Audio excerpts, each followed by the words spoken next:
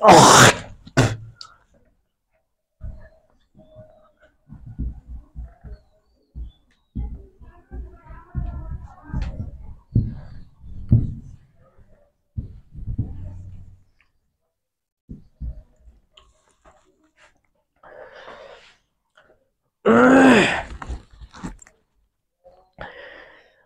আলাইকুম রহমতুল্লাহ। Online study career পক্ষ থেকে সবাইকে জানাচ্ছি আন্তরিক শুভেচ্ছা ও অভিনন্দন। আমরা নবম এবং দশম শ্রেণীর পদার্থবিজ্ঞানের আমরা অষ্টম অধ্যায় আলোর প্রতিফলন অধ্যায়টির আমরা বোধ প্রশ্ন সমাধান করতেছিলাম। আমরা আজকে ময়মনসিংহ বোর্ড 2024 প্রশ্ন সমাধান করব। আসসালামু আলাইকুম রহমতুল্লাহ। আসসালামু আলাইকুম রহমতুল্লাহ। অনলাইন স্টাডি ক্যারিয়ার পক্ষ থেকে সবাইকে জানাচ্ছি আন্তরিক শুভেচ্ছা ও অভিনন্দন। আমরা নবম এবং দশম শ্রেণীর পদার্থবিজ্ঞানের আলোর প্রতিফলন অধ্যায়টির বোর্ড প্রশ্ন সমাধান করতেছিলাম। আজকে ময়মনসিংহ বোর্ড 2024 প্রশ্নটি আমরা সমাধান করব। শুরুতেই ক এবং খ অ্যান্সারে যাব, কারণ ক এবং খটা মূলত উদ্দীপক রিলেটেড হয় না। ক নম্বরে বলছে প্রধান অক্ষ কাকে বলে। আমরা জানি যে দর্পণের ক্ষেত্রে এটা যদি একটা আমাদের দর্পণ হয়, সাপোজ এটাই আমরা দর্পণ ধরলাম যে এটা একটা দর্পণ, এই দর্পণের এটাকে বলা হয় মেরু, পি একটা মেরু, এটা হচ্ছে আমাদের বক্রতার কেন্দ্র। আমরা প্রধান অক্ষের সংজ্ঞাটা বলতে পারি এভাবে, বক্রতার কেন্দ্র এবং মেরু এদের মধ্যবর্তী স্ট্রেট লাইনটা আছে না, এই যে লাইনটা, এই দাগটা, এটা কি বলতে পারি আমরা প্রধান অক্ষ। তাহলে প্রধান অক্ষ কাকে বলে? দর্পণের ক্ষেত্রে বক্রতার কেন্দ্র ও মেরুর মধ্যবর্তী সংযোগকারী রেখাকে বলা হয় প্রধান অক্ষ। বোঝা গেল? এরপরে আসি খ নাম্বার, বাস্তব ও অবাস্তব প্রতিবিম্বের মধ্যে পার্থক্য লিখো। বাস্তব বিম্ব কাকে বলে বা প্রতিবিম্ব কাকে বলে? প্রতিবিম্বের সংজ্ঞার ক্ষেত্রে যদি লক্ষ্য করি, দেখা যায় সেখানে কিন্তু দুইটারই অ্যান্সার পাই আমরা। যে কোনো বিন্দু হতে নিশ্চিত আলোক রশ্মিগুচ্ছ প্রতিফলিত বা প্রদর্শিত হয়ে দ্বিতীয় কোনো বিন্দুতে মিলিত হয় বা দ্বিতীয় কোনো বিন্দু হতে অবস্থিত হচ্ছে বলে মনে হয়, তখন এই দ্বিতীয় বিন্দুকে প্রথম বিন্দুর প্রতিবিম্ব বলা হয়। এটা কিন্তু প্রতিবিম্বের সংজ্ঞা ছিল। তাহলে যদি প্রকৃতপক্ষে মিলিত হয় সেটা হচ্ছে বাস্তব, আর যদি প্রকৃতপক্ষে মিলিত না হয় সেটা হচ্ছে আমাদের অবাস্তব। তাহলে আমাদের খ নাম্বার যদি অ্যান্সার, তাহলে বাস্তব বিম্ব কাকে বলে আগে সংজ্ঞা দেব। তাহলে বাস্তব বিম্ব বা বাস্তব প্রতিবিম্ব কাকে বলে? কোনো বিন্দু হতে নিশ্চিত আলোক রশ্মিগুচ্ছ প্রতিফলিত বা প্রদর্শিত হয়ে দ্বিতীয় কোনো বিন্দুতে মিলিত হয়। সাপোজ এই যে এখানে ওই একটা আলোক রশ্মি, সাপোজ ধরে নিই আমরা এখান থেকে যাচ্ছে, এর সাথে আমরা এফ থাকবে, পরে এর সাথে চলে যাবে, অপরটা যে গেল, এই যে মিলিত হয়েছে না, যে প্রকৃতপক্ষে মিলিত হয়, এই যে প্রকৃতপক্ষে মিলিত হয়ে গেছে, আপনা আপনি মিলিত হয়ে গেছে। যদি মিলিত হয় তাহলে সেটা হচ্ছে বাস্তব বিম্ব। অনেক সময় দেখবো আমাদের প্রকৃতপক্ষে মিলিত হচ্ছে না, ওইটাকে আমরা জোর করে মিলিত করতেছি, সেটা হচ্ছে অবাস্তব। তাহলে কোনো বিন্দু হতে নিশ্চিত আলোক রশ্মিগুচ্ছ প্রতিফলিত বা প্রদর্শিত হয়ে দ্বিতীয় কোনো বিন্দুতে মিলিত হয়, তখন সেই দ্বিতীয় বিন্দুকে প্রথম বিন্দুর বাস্তব বিম্ব বলা হয়। শেষ। অবাস্তব বিম্ব কাকে বলে? যে কোনো বিন্দু হতে নিশ্চিত আলোক রশ্মিগুচ্ছ প্রতিফলিত বা প্রদর্শিত হয়ে দ্বিতীয় কোনো বিন্দু হতে অপসৃত হচ্ছে বলে মনে হয়, জিনিসটা তখন এমন দেখাবে। এটা যদি আমাদের চিত্রটা হয়, এটা এখানে আমাদের এফ, এটা আমাদের সি, এখানে বস্তু আছে, দেখবে এভাবে চলে যাবে, পরেরটা এভাবে নিয়ে আসবো, এভাবে চলে যাবে। ঠিক আছে? এই যে বস্তু যদি আমরা সামনে নিই, এটা কিন্তু সামনে নিচ্ছি আর কি বস্তুটা, তখন দেখা যাবে পেছন থেকে বর্ধিত করে এখানে মিলিত হবে। ঠিক আছে? এই যে জোর করে মিলিত করতেছি, সুতরাং সেটা হচ্ছে আমাদের অবাস্তব প্রতিবিম্ব। বুঝা গেল? তারপরে আমরা আরেকটা ভাবে বলবো, একটা সংখ্যা হয়ে গেল, আমাদের 2 মার্ক যেহেতু পাইতে হবে, 2টা করে হিন্স দেব। ঠিক আছে? তাহলে আমাদের দ্বিতীয় যেটা উদাহরণ বলবো সেটা হচ্ছে কি, সেটা বাস্তবে দেখা যায় এবং পর্দায় ফেলা যায়। বাস্তবের ক্ষেত্রে বাস্তব প্রতিবিম্ব দেখা যায় এবং কি পর্দায় ফেলা যায়, আর অবাস্তব প্রতিবিম্ব দেখা যায় কিন্তু পর্দায় ফেলা যায় না। এই যে দুইটা বললে কিন্তু হবে। আরো যদি বলতে পারি আরো বলবো, সমস্যা নেই, তবে 2 মার্কের জন্য আমাদের 2টা করে হিন্স দিলে হয়ে যায়। এরপর আমরা গ নাম্বারে লক্ষ্য করি।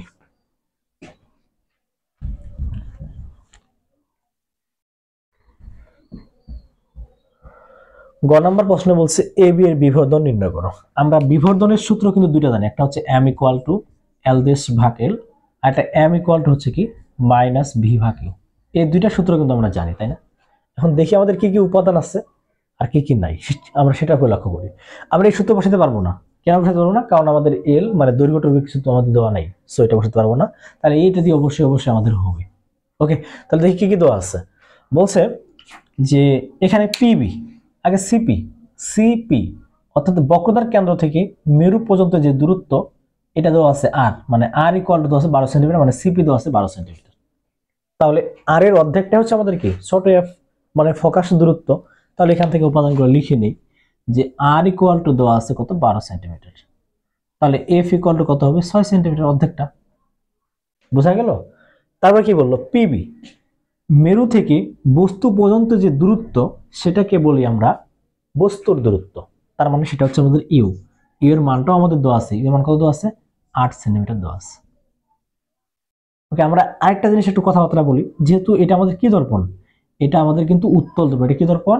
উত্তল দর্পণ, কারণ উত্তল পৃষ্ঠটা আমাদের প্রতিফলক রূপে কাজ করতেছে, সেজন্য এটাকে আমরা উত্তল দর্পণ আমরা বলতেছি।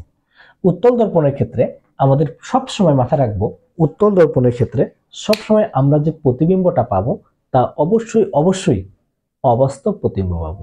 আর অবাস্তব হলে সেটা কি সোজা, অবাস্তব প্রতিবিম্ব পাবো। আরেকটা জিনিস হচ্ছে সবসময় আমরা যে চিত্রটা পাবো মানে প্রতিবিম্বটা পাবো, প্রতিবিম্বটা অবশ্যই অবশ্যই সব সময় ছোট হবে, মানে খুবই ক্ষুদ্র হবে, মানে খর্বিত হবে। বোঝা গেল কি? এই জন্য আমরা যেহেতু অবাস্তব প্রতিবিম্ব পাবো, এই জন্য এফ এর ক্ষেত্রে এই জন্য আমরা মাইনাস ইউজ করি, যে -6 সেন্টিমিটার। ওকে, তাহলে আমরা আগে ভিটা বের করি। আমরা একটা সূত্র জানি, 1/f ইকুয়াল 1/u প্লাস কি 1/v। তাহলে 1/v ইকুয়াল টু পাচ্ছি 1/f মাইনাস 1/u। তাহলে এখানে লসাগু যদি এফ ইউ নেই, তাহলে এখানে কি পাবো ইউ মাইনাস এফ 1/v। তাহলে ভি ইকুয়াল টু কি পাচ্ছি F U, U minus F you.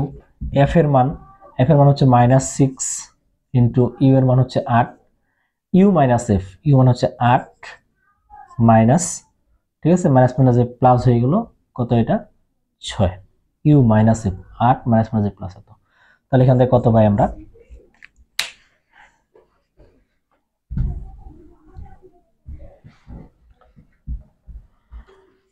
8 6 হচ্ছে -14, আর সরি 6 8 48, এটা রাখি আপাতত 6 ইন্টু 8 আর 8 6 হচ্ছে 14।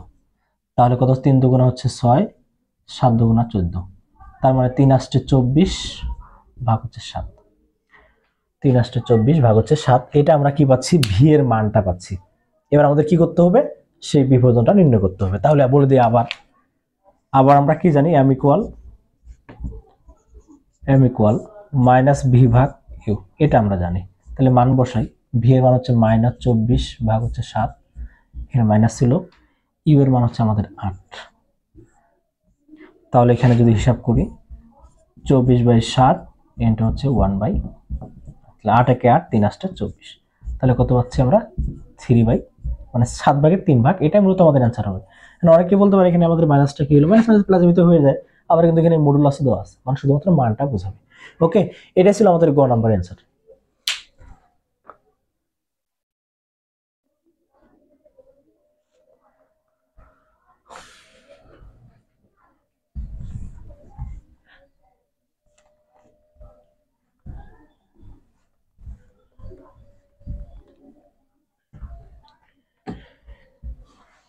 এবার ঘ নাম্বারে লক্ষ্য করি, ঘ নাম্বার প্রশ্নটি কি বলছে, দর্পণটিকে গঠিত বিম্বের রশ্মিচিত্র এঁকে তার নিরাপদ ড্রাইভিং এ কিভাবে ভূমিকা রাখে তা ব্যাখ্যা করো।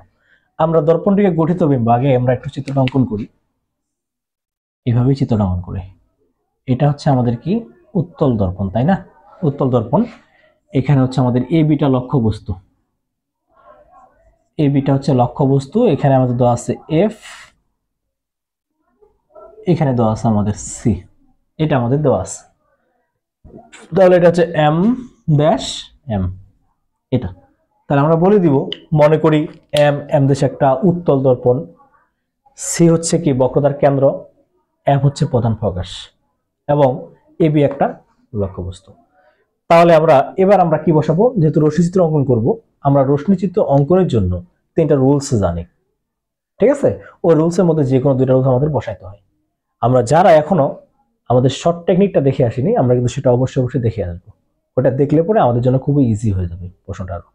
ওকে, তাহলে আমরা কি বলবো, যে এখান থেকে একটা আলোক রশ্মি যাচ্ছে, এটা কিন্তু আমাদের কি প্রধান অক্ষ, প্রধান অক্ষের সমান্তরালে আপতিত হয়। প্রধান অক্ষের সমান্তরালে আপতিত হলে পরে আমরা যে জিনিসটা জানি সেটা হচ্ছে প্রধান ফোকাস দিয়ে চলে যায়।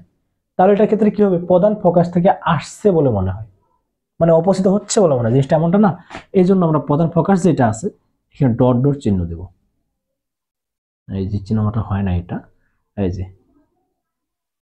ওকে। তাহলে যে এদিকে কি চলে যাবে, এই যে চলে গেল, যে প্রধান ফোকাস থেকে আসছে বলে মনে হচ্ছে। এটা 1 নম্বর রুলস গেল।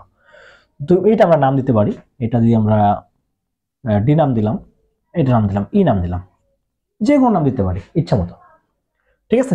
এরপরে যে রুলসটা জানি সেটা হচ্ছে যদি আমাদের প্রধান ফোকাস থেকে যে আসে, প্রধান ফোকাস মানে তাহলে কি বক্রতার প্রধান অক্ষের সমতলে আপতিত হবে, বাট প্রধান ফোকাস থেকে যাওয়ার কোনো ওয়ে নেই। তাহলে তৃতীয় নম্বর রুলসটা আমরা বসাই। তৃতীয় নম্বর রুলসটা কি, যদি কোনো আলোক রশ্মি হ্যাঁ বক্রতার কেন্দ্র দিয়ে যায়, বক্রতার কেন্দ্র দিয়ে ফিরে আসে, তাহলে সেটা বোঝার চেষ্টা করি। এই যে এই যে ডট ডট চিহ্ন দিচ্ছি, ওকে। এই যে এখানে মিলিত হয়েছে না, এটা হচ্ছে কি এ দেশ, এটা কি হচ্ছে বি দেশ। আমরা নামও দিতে পারি, যে এখানে নাম দিলাম কি এফ নাম দিলাম, সমস্যা আছে কি? তাহলে এই যে আমাদের এ দেশ আর এই বিদেশটা পেলাম না, এ দেশ বিদেশ, এ দেশ বিদেশই হচ্ছে কি এ বি এর কি অবাস্তব ও সোজা প্রতিবিম্ব। যদি লক্ষ্য করি এ বিটা কি ছিল আমাদের বড় ছিল না, আর এইখানে এ দেশ বিদেশটি কি পেলাম ছোট পেলাম, মানে কি খর্বিত হয়েছে, ঠিক আছে। তার আমরা ব্যাখ্যা কিভাবে করব, আমরা বলবো যে মনে করি এম এম দেশ একটা কি উত্তল দর্পণ, এফ হচ্ছে প্রধান ফোকাস, সি হচ্ছে বক্রতার কেন্দ্র, এ বি একটা লক্ষ্যবস্তু। এ থেকে একটা আলোক রশ্মি এডি পথে আপতিত হয়ে ডিই পথে প্রতিফলিত হয়, অপর আরো একটা আলোক রশ্মি এ এফ পথে আপতিত হয়ে এফ এ পথে প্রতিফলিত হয়, বোঝা গেল।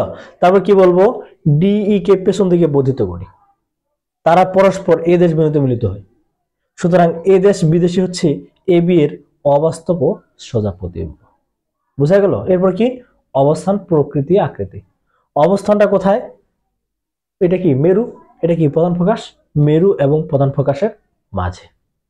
তারপর কি প্রকৃতিটা কি হবে, প্রকৃতি মানে কি বাস্তব নাকি অবাস্তব, অবশ্যই অবশ্যই কি হবে এটা অবাস্তব, আর অবাস্তব হলে কি হয় সোজা হয়, তাহলে অবাস্তব ও সোজা, ঠিক আছে। এটা গেল।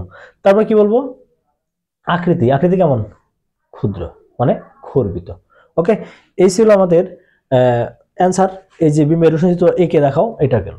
এখন বলছেন নিরাপদ ড্রাইভিং এ কিভাবে ভূমিকা রাখে, এটা খুবই একটা গুরুত্বপূর্ণ কথা।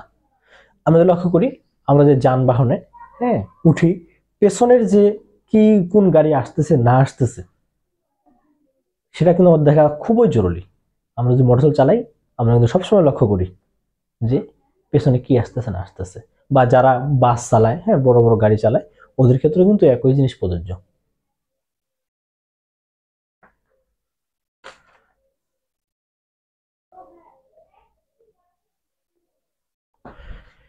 এই জন্য আমরা কি করি, সেই ব্যাক মিররের দিকে তাকিয়ে থাকি।